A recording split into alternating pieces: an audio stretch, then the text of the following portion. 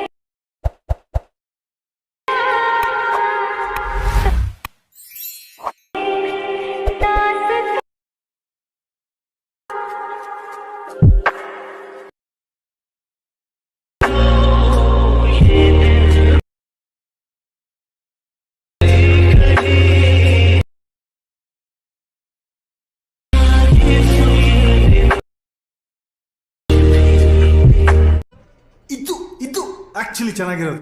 Once more! Once more! Once more!